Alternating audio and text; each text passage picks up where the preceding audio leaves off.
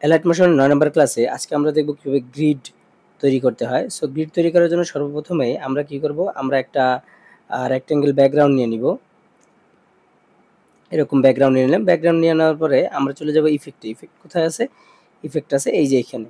So ইফেক্টে যাওয়ার পরে আমাদের এখানে দেখবেন যে এখানে গ্রিড কিন্তু অলরেডি আমার আইসা রয়েছে, কারণ আমি অলরেডি ইউজ করছি, এই কারণে গ্রিড আইসা রয়েছে। বাট আপনারা যদি গ্রিড পাইতে চান তাহলে আপনাদেরকে চলে যেতে হবে, হ্যাঁ এই যে এখানে এটা হলো প্রসিডিউরাল। আচ্ছা প্রসিডিউরাল আছে, প্রসিডিউরাল যেটাই হোক, এখানে আসার পরে আপনারা দেখবেন যে এই যে এখানে গ্রিড অপশন আছে।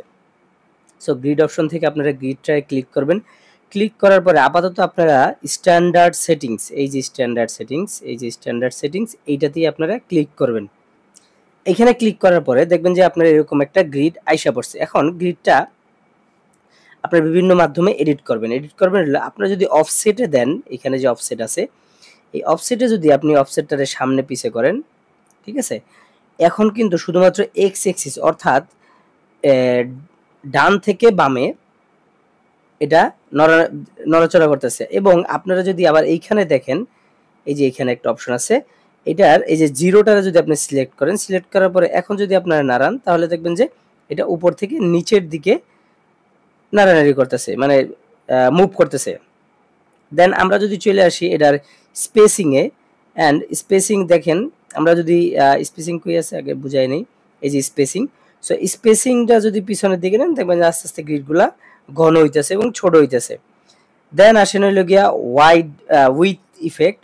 সো উইথে যদি আমরা এটার সামনে পিছে উইথ করি, দেন আমাদের যে দাগগুলা আছে, এই যে গ্রিডের যে দাগগুলা, এই দাগগুলা মোটা বা চিকন হবে। এন্ড গ্রিডের কালার আছে নীল, আমরা করে দেব কালো। কালো করার জন্য সুন্দর এখানে কালার অপশন আছে, এই যে যেখানে কালার অপশন। সো কালার থেকে আমরা কালার সিলেক্ট করে কালো দিয়ে দিলাম।